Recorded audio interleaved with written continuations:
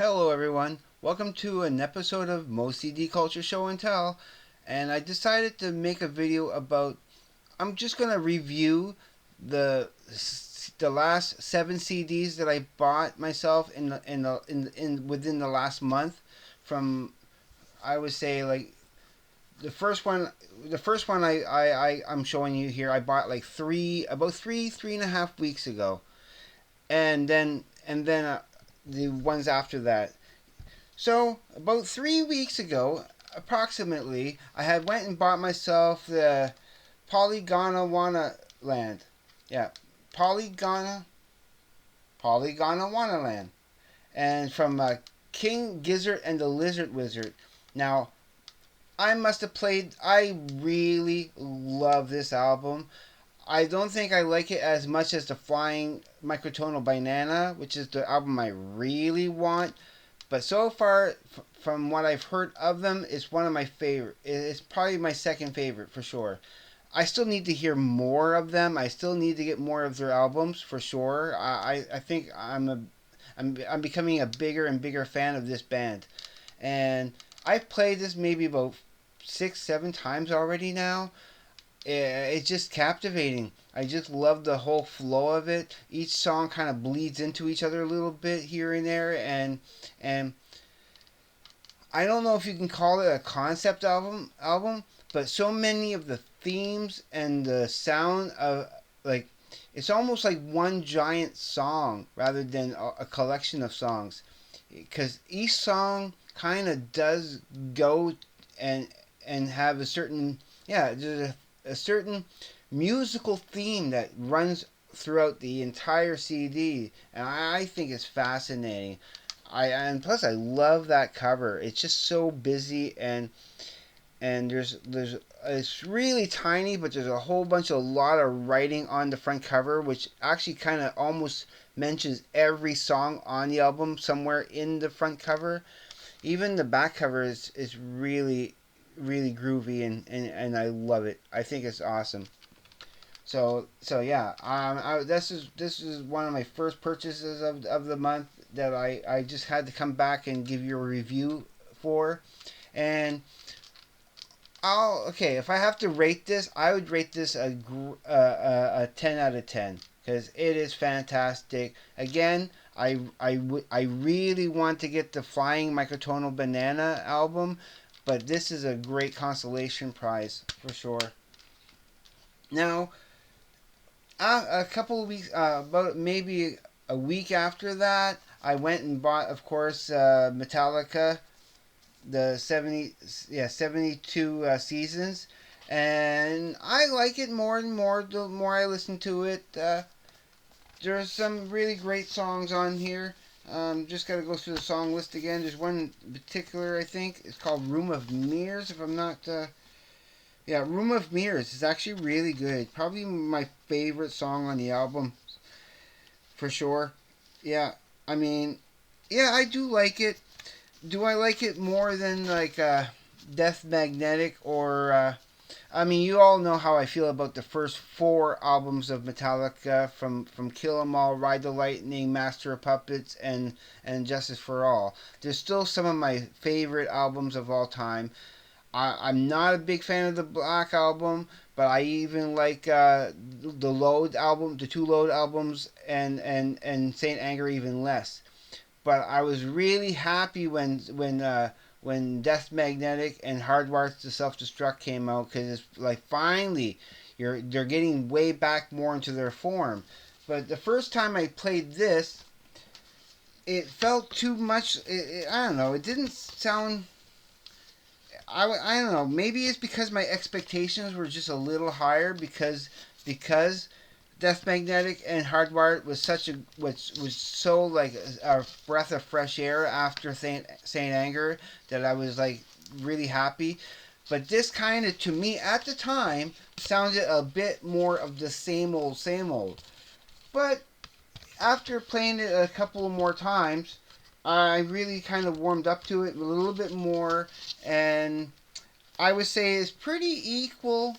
Yeah, it's pretty equal with for me. It is pretty equal with No, it's up there. I give it a bit of a higher rating now. I give it maybe a 9 out of 10. It's a pretty strong entry, and I think I judged it just a little too harshly at the first because of my expectations.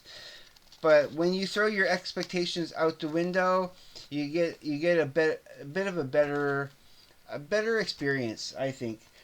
Yeah, expectations are, can ruin the experience of something. So I always try to say, try to get rid of your expectations before going into anything, because it usually always taints it and colors it in a bad way that's not even, sometimes not even right or real. Now, one of my favorite purchases of the month that I really loved, and I'm so, like, I played it at least 4 or 5 times now since I bought it, and I only think I bought it like what, a week ago, and that's a Voivod Nothing Face. Yeah, the sound quality is so excellent and everything. I've forgotten how much I love that album, and especially with the way they made the packaging. Perfect, exactly what I was hoping for the packaging.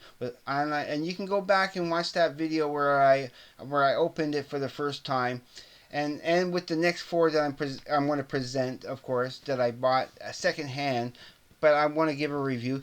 This I give a 10 out of 10, absolutely 100%, because it's just yeah, it's really good. And I might actually give something off of this for Larry Graves to sample on my next request, which I'm going to do in a couple of days. There's a song in particular on here I want him to hear, and I want him to give his honest.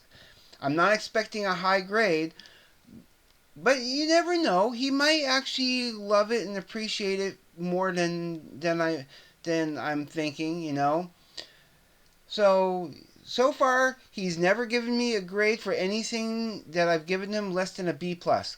B plus is the lowest grade I've gotten from him. I only got one A plus out of him, and that was for an awesome song though. I knew he would love that one. But yeah, I'm gonna actually my next request is gonna be something off of this. Yeah, because it's fantastic, and it still blew me away when I first opened it up and I saw the Japanese liner notes inside.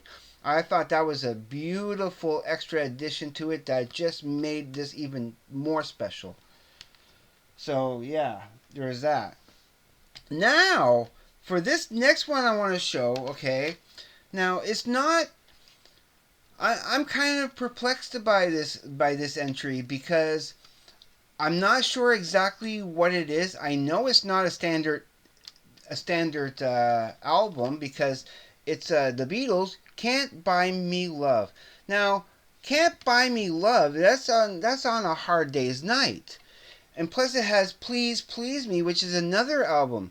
So what is this? Is this like a greatest hits in a way? Because the songs on it is of course Can't Buy Me Love, From Me to You, Please Please Me, Do You Want to Know a Secret, I Want to Be Your Man, No Reply, Honey Don't, Words of Love, Mr. Moonlight, And I Love Her, and You Really Got a Hold on Me. And I I played this at least 2 or 3 times. I still love all those songs. I think it's a great mix of the songs, but it's like I'm not sure exactly what this is and where this falls in the Beatles catalog, because is it a greatest hits? Is it some sort of kind of weird hybrid of something? Because yeah, I kind of, when I bought this off the shop, I bought this second hand for $6. I wasn't I wasn't sure what this was exactly, but it's the Beatles, and I do love it. I'm actually happy to have this in my collection. So, Larry Graves, I know you are a Beatles expert on this stuff. So if you can actually tell me what this kind of is, you know, I would greatly appreciate it, because yeah, I do actually love this, and I will give this a 10 out of 10. I mean, it's not songs from like Sergeant Pepper's Lonely Club Hearts Band or Revolver or anything like that, or Let It Be or whatever. But I still, or Abbey Road, but I still think this is a great early, like, a great representative of some of the early Beatles stuff that I really love. So yeah, there's that. Yeah, 10 out of 10 for sure. Now this is not even in the package because it's in my player. I've been kind of playing that the last couple of days. Oops, see, I just lost the cover down there. But yeah, see, it's not even in here because I was playing it. I played it twice now in a row. Yeah, when I was talking about my favorite instrumental albums, you know, that I have from that episode, I kind of mentioned it, but I didn't show it. It's Daft Punk Homework. I really loved it. For some reason, I don't know why, but I kind of thought Big City Nights was on here somewhere, but I guess it's not. I or yeah, it's because it's not mentioned. It's there, none of it's in the titles, you know. Oh, I don't know. It's kind of blurry, a little bit blurry, but hopefully you can see that. So it's not mentioned, but around the world, I still really love it. Although I can understand why people would get sick of it because all they repeat the whole song is around the line around the world. That's the only lyric in there, but yet it's not about the lyric. It's about the musicality because the way the song starts and right up to the ending, the music is constantly moving around and shifting and going to this and to that. So I still really love this album, the whole thing. So I've been playing that, and I would give this a 9 out of 10. A 9 out of 10. I mean, yeah, there's some stuff that's a little bit repetitious on it, but I still think it's a strong, like, is 9 out of 10 is still a really great score, a good rating for it still. Now, the last two here I want to show, especially this one here. Yeah, I can see why Larry Graves likes this band a lot because this was a great rockin' and there's such a variety of different. I mean, it still all sounds like like Grand Funk Railroad, but the song tracks, the song listings are awesome because it starts off with "We're an American Band," "Time Machine," "Walk Like a Man," "You can call me your man," "Some Kind of Wonderful," which is good. "Gimme Shelter," which is actually a Rolling Stones cover, awesome. Which they knock it out of the park, of course. I mean, there's Shine On, Heartbreaker, Rock and Roll Soul. They do a great cover of the Locomotion, which is fantastic.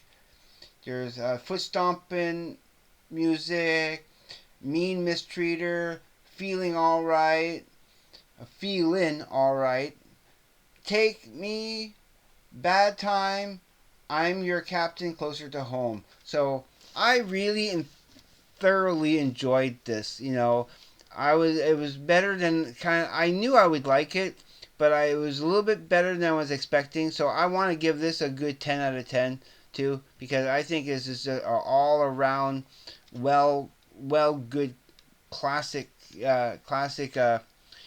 compilation. I think it's a great little greatest hits. Yeah, you can call them greatest hits, even though it doesn't say that. It just says classic masters.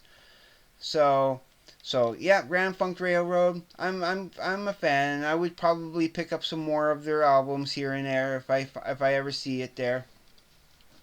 So yeah, and then last but not least, Deepest Purple, the very best of Deep Purple.